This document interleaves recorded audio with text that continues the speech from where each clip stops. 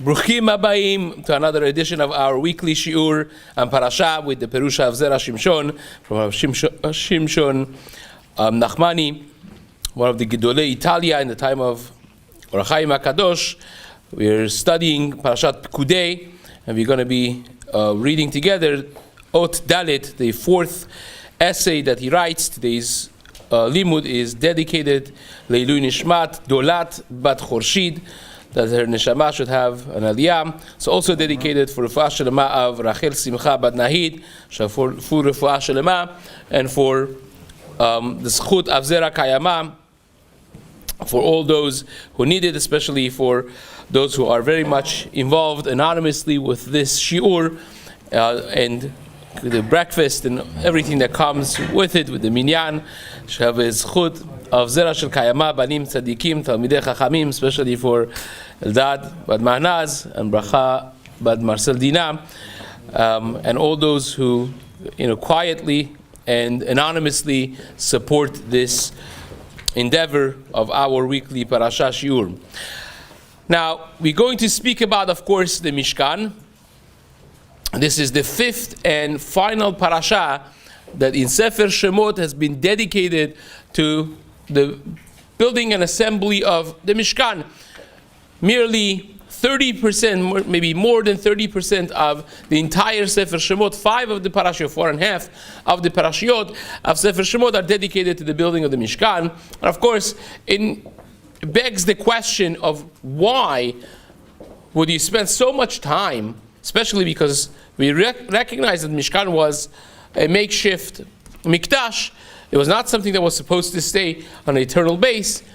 And he's not going to directly discuss this, but the question and answer of Zera Shimshon revolves around the importance of the Mishkan, because he brings a midrash in Yalkot Shimoni, in the Sefer of Melachim Aleph, Remes Kuf Pei Dalet, and the pasuk there that talks about Shlomo HaMelech completing the Binyan Bet HaMikdash. Of course, Shlomo HaMelech was a young boy. He was 12 years old when he took over after David HaMelech and the passing of David Melech Yisrael. And it says, "Ub'shnat ha'achad esrei be'erach bul," in the 11th year, in the 8th month, the Yerach Bul, that's when the entire melacha of the Mikdash, of the Bet HaMikdash HaRishon, was completed. And you find in Melechet HaMishkan also that it was completed Bechavhei Bechislev. It was completed in 25th of the month of Kislev. But as we know, when was Mishkan erected and operational? Rosh Chodesh Nisan. Right? So you have months in between Kislev and Nisan, that the Mishkan is ready to be operational, ready to be erected, up and running, but we don't do it. They actually finished it pretty quickly, but it was not, for whatever reason, erected as he's going to now discuss. So says the Zera Shimshon, Amar Rabbi Chanina, this is what the Midrash says in Yalkut Shimoni, and Melachim, בח"ה בכסלו נגמרה מלאכת המשכן, והקדוש ברוך הוא חשב להקים שמחת הקמת המשכן בחודש שנולד בו יצחק. Hashem waited until the birthday of Yitzchak Avinu, which is very strange. So why would you stay and wait? זריזים מקדימים למצוות. And if there is a mitzvah that is all-encompassing, is bringing the Hashrat Shechina v'Kadosh Baruch Hu among Am Yisrael, that's like the greatest mitzvah you could imagine. Why wouldn't you do it as soon as you can? Why in the world would you wait months until you bring about Hakamat HaMishkan? So says the Zera Shimshon, V'yesh lomar, he brings Rabbeinu Bechaye and Parashat Shemot, Perek Lamed Chet, in the Perush of Rabbeinu Bechaye writes, in the name of Midrash, and this is really a Midrash Tanchuma, in our parasha, in Parashat Pekudei, Shmaaseh Mishkan haya shakul u'mchuban neged b'riyat ha'olam. Mishkan was a miniature universe. It wasn't just an edifice for bringing Shekhinah into our world, but it was building a miniature world that's going to be now controlled by the shefa that we create. This the Ramchal writes in many of his works. The most simple one, that's least Kabbalistic, perhaps, is the Derech Hashem in Chelek Dalet Perek Bet, I believe it is, that he writes that the way the world operates is not up-down, but down-up-down.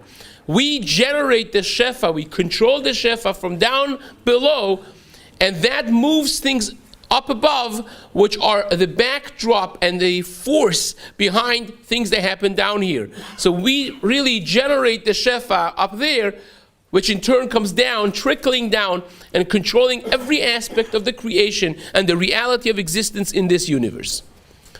And that, in the time of the Midbar, was done through the Mishkan. Mishkan was a miniature universe. Now, of course, we know, we are familiar with the Gemara, Harotze lachkim yadrim, Harotze lahashir yatzpin, that even directions in the in our tefillah towards the elements of Mishkan could affect our life. You want to become a chacham, you tilt yourself towards the menorah, which was the source of the spiritual energy of chokhmah in the world. You want to become rich, successful in finance, physical elements of your life, you turn towards the shulchan, which was the source of parnasan, shefa of the gashmiut in this world, and so on and so forth. So says the Midrash, Ma'aseh Mishkan haya shakul u'mchuban neged briyat ha'olam. But reactive, and in Rabbeinu Bechaye actually has a long arichut, a very beautiful back and forth, which we're not going to have the time to go through all of it, but he goes element by element, comparing the Mishkan and the psukim that are said in Tanakh about the Mishkan, which corresponds exactly with the psukim and the elements of the creation of the world itself. So says Rabbeinu Bechaye, Pasuk in Yeshaya Perek Mem Pasuk Chavbet says, "Hanotek kadok shamayim veimtachem keohel." The HaKadosh Baruch Hu spread the heavens and shamayim like an ohel, like a tent over the earth. And of course, the pasuk about the Mishkan says, "Masa Mishkan ktiva sitarir od izim leohel." So you see the comparison. He goes through each and every one of them, comparing the creation of the world and its elements with the elements that we have and we find in the Mishkan. Hikavu hamayim, kan ktiva stakyor nechoshed, sham ktiv meorot. Over here it says menorat hamaor. Every element of it is really corresponding with something in the creation. Ve'ofi ofef, and you have the kanafayim, of course, the kanafayim of the kruvim. Rabbeinu Bechaye writes this at length, explaining every little detail. So you see that the Mishkan and its building and its existence really corresponded and really was related directly with the creation of the universe and its existence. And Rabbeinu Bechaye writes elsewhere in Parashat Tetzaveh, he says that Avnei HaChoshen, the chest plate of Kohen Gadol, there are 12 stones, and the name of the Shvatim, every one of the stones has 6 letters on it. Right? He explains exactly how the names were divided. We generally speaking think it was Reuben, Shimon, Levi. It was not like that. Each one of them had exactly 6 letters, says Rabbeinu Bechaye. Take a look at Parashat Tetzaveh over there in Perek Chavchet of Shemot, Pasuk Tetvav. He explains the whole thing at length, and he says altogether are 72 letters that are mentioned on the chest plate of the Choshen HaMishpat of Kohen Gadol, and he says those are Keneged 72 Otiot Shel Shem HaGadol. Of course, that correlates with the Shem Ayin Bet that the Gemara in Sukkah discusses. Rashi in Masachet Sukkah explains this at length of how they have the 3 psukim, and each one of them has 72 letters inside, and the combination of those creates the Shem Ayin Bet. This is the greatest name, Shem Meforash, and so on and so forth. So you have that corresponding with the 72 letters on the chest plate of the Kohen Gadol. And with this, it's correlated to the fact that the world was created in 72 hours, says Rabbeinu Bechaye, because it says, and this is clearly mentioned in Midrash, even though that he kind of like says it in a short way, but it's mentioned clearly in the Midrash that was 72 hours, and he says because Olam nivra bayom velo belayla. The world was created during the day of the 6 days, not during the night. As it says in Bereshit, Beyom aso Hashem Elokim eres v'shamayim, that the HaKadosh Baruch Hu created Beyom aso Hashem eres v'shamayim. Hashem created it during the day, right? So you have six times 12 hours of the daytime. That would be 72, right? So he writes. By the way, he actually says that I think, if you take a look at the actual language of Rabbi Bachai, which he does not bring here, so that's the deeper understanding of Olam Hesed Yibaneh, right? The world was built bechesed. What's Chesed Gimatria? Ayin Bet, 72. It says that's the 72 hours, and it's the 72 letters of the name. It corresponds with many other things as well. But here he is picking on only this was one element. But if it says if you pay attention, how many days it took, that was the creation of the world, 72 hours, the letters and all of that. How many days it took us to build the Mishkan? Have you ever thought about this? So explores Rabbeinu Shimshon Nachmani. It was exactly 72 days.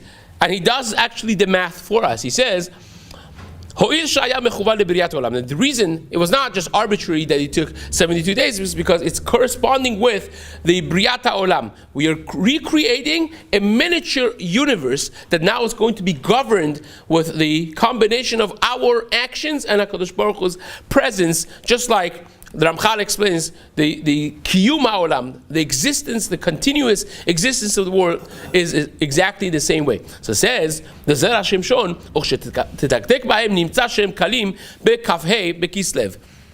if you pay attention, that also finishes on Kafhei Bekislev. When did Moshe Rabbeinu start the tzivui of building of the Mishkan? On the day that he came, after Yom Kippur, he came down from the mountain and he gave the tzivui of the Maseh Mishkan. Umiyom HaKippurim v'ad sof Tishrei yesh 20 yom.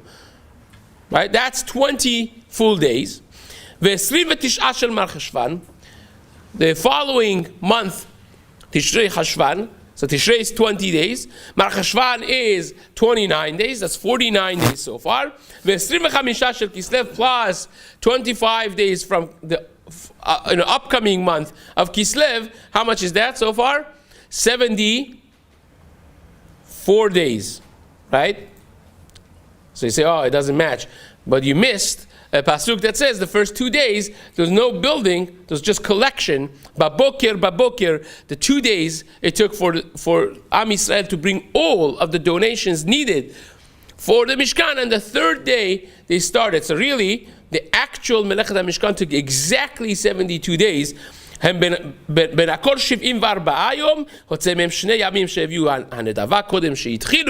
Those 2 days, initial 2 days, that are no building, it's just the collection. 2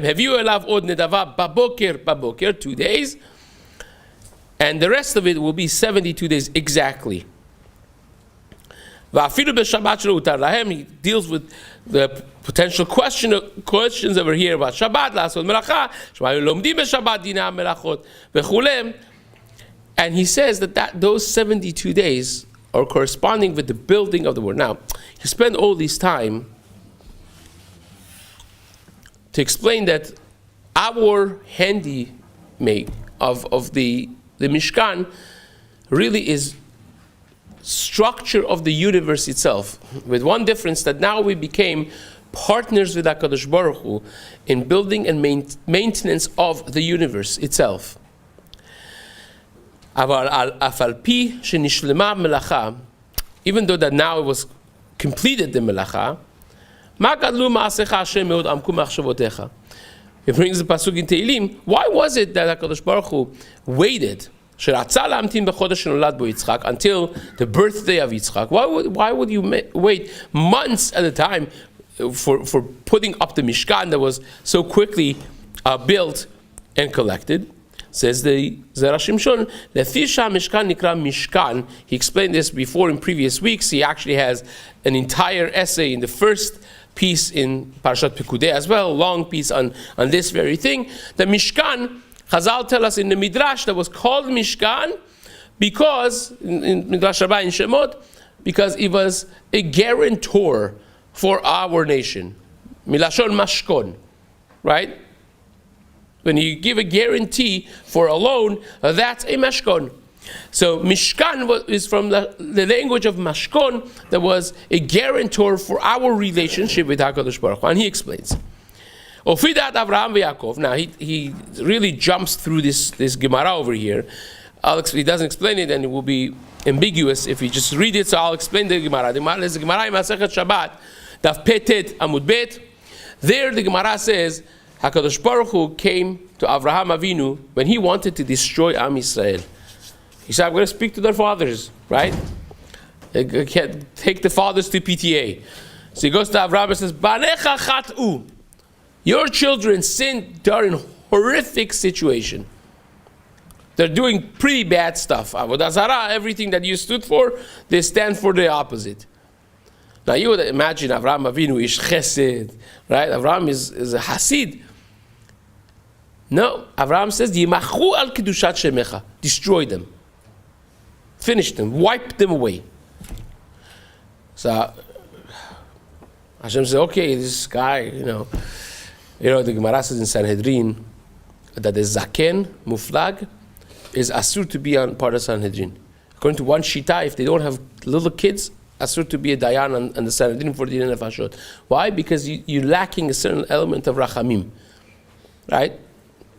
When you've seen a lot in life and you're not dealing with little kids, a person changes. So Hashem says, I'm going to go to Yaakov. Yaakov was metupal bebanim, has a lot of children. It's more rahmanut. Goes to Yaakov, he says, these kids, it's bad. Look at what they're doing. And Yaakov says, really? Wipe them away. So Hashem says, Lo besavi is the Rahmanut is not in the older ones. Lo bedardeki, not in the younger ones. I'm going to go to Yitzchak. Now, he left Yitzchak for the end because it's the most unassuming, quiet. You never find Yitzchak Avinu talk even really.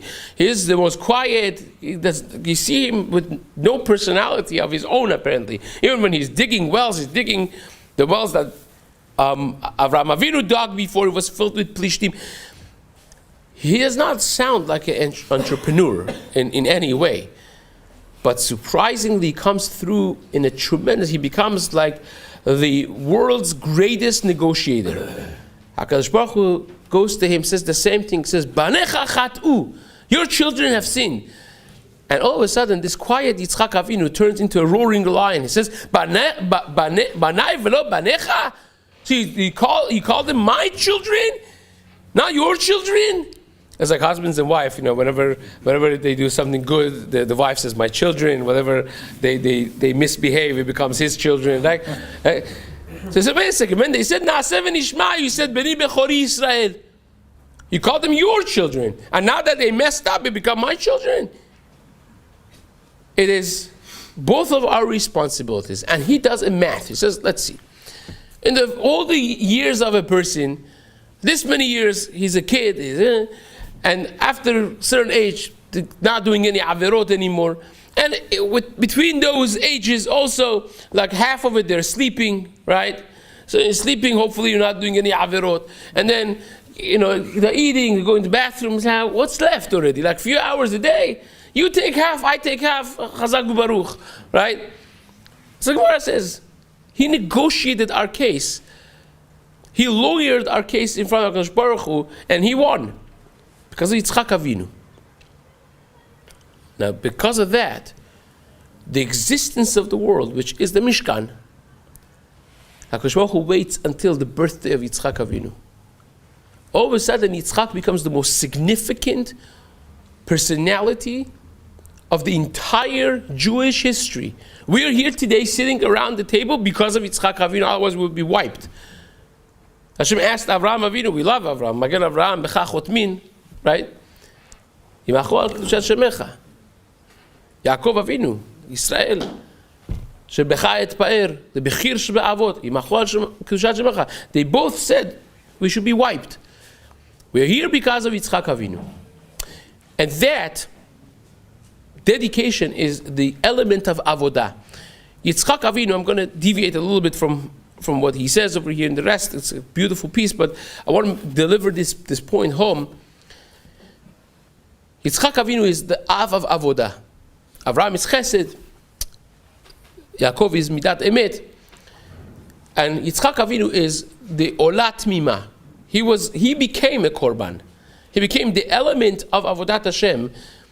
When you talk about the Mishkan, when you talk about the Mikdash, you cannot miss the role of one of our avot that became a korban himself. Efros savur umunach al gabei mizbeach. Akedat Yitzchak lezar'o hayom tizkor. The bracha that we say on Rosh Hashanah. We are calling upon that zchut even up to today. Here's the element of avodat Hashem. Mishkan, korbanot, all of that is for avodat Hashem. And Yitzchak Avinu is that dedication. And what's the element, what's the main take-home message of this? Is that, we don't have korbanot nowadays. And he deals with this at length in the second half of this piece, Ot Dalit, of how do we accomplish the kapara, the atonement of korbanot. Beshogeg, bemezid, he goes through all of that. What do you do when you don't have the Beit HaMikdash?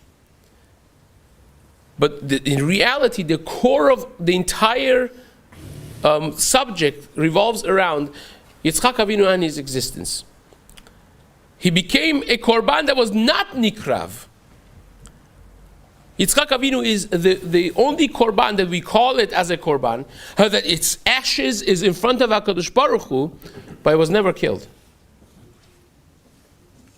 Why? Because even when you don't have the Beit HaMikdash, it seems to me, you have that power of accomplishing the same exact thing with your dedication to HaKadosh Baruch Hu. When you're ready to give up everything, when you are ready to be makriv, a korban, you don't have to die for it. You have to live. You could live for it. You could live for it. And sometimes it's harder to live for Kiddush Hashem than to die for Kiddush Hashem. It's a momentary thing. Like the Tosafot say this in Masechet Ketuvot, Taf Lamed Gimel, I believe it is. The Gemara says, if it was not because they threw Hananiah, Mishael, Azariah into the Kivshan Ha'esh, into the furnace, they would have, if they would have lashed them and tortured them, they would have bowed to the Tzelem. So Machloket, Tosafot, Rambam, if it was a real Avodah Zarah, wasn't a real Avodah Zarah. But sometimes it's harder to go through difficulties of life than making a momentary decision for Mesirut Nefesh Mamash. But that is exactly the element of our avodah. That regardless of whether or not you have the Mishkan, or you have the Beit HaMikdash, or maybe you don't have it, tefilot keneged temidin tiknum. Our tefillah to HaKadosh Baruch Hu is a replacement of the korbanot that was brought in the Mikdash. And 3 times a day, every day. And a day such as today, 4 times a day, you have Rosh Chodesh. You stand in front of HaKadosh Baruch Hu and you dedicate yourself to Hashem, remembering the zchut of Yitzchak Avinu, the olat mima. Now you don't have to bring a korban in order to be a korban.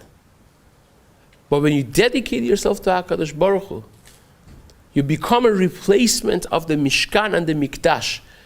And think about this. We just mentioned the Mishkan is a miniature universe. And we run it with korbanot. Nowadays, we run it with the tefillah. The tefillah is me'advarim ha'omdim berumo shel olam u'bnei adam mezalzelin bo, says the Gemara in Brachot. Krum zulod livnei adam.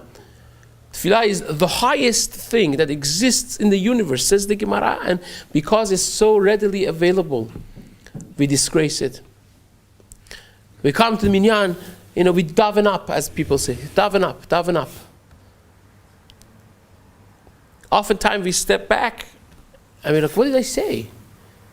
We just remember stepping 3 steps forward and then next thing we remember, we were coming back.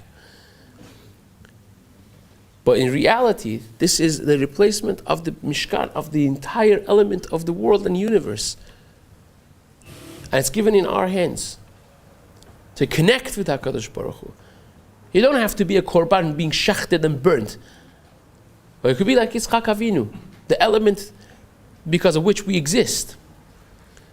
That he's called in Olat Temimah without being shechted. By a person dedicating their life. It doesn't have to be like Yitzchak Avinu. But whoever listens to this knows what element they still lacking from dedication. Dedication to kavanah in tefillah, dedication to a little learning more, to set times for kivut etim la Torah. When a person decides, I'm going to dedicate myself to HaKadosh Baruch Hu, it doesn't have to be 100%. But if it's 10%, it's going to be kavua. It's this 10%, it's not moving. If I'm adding another 5%, it's going to be a through and through 5%, not a wishy-washy 5%. It's an olat mimah, a complete korban. And drawing ourselves closer to HaKadosh Baruch Hu really is the key to the existence and to the shefa of this world. Just like all the shefa came down from the existence of the Mishkan, as we discuss, all the shefa depends on our actions, especially our tefillah and connection with HaKadosh Baruch Hu, something to cherish, something to value in our lives. Be'ezrat Hashem for all of us. Amen. Amen.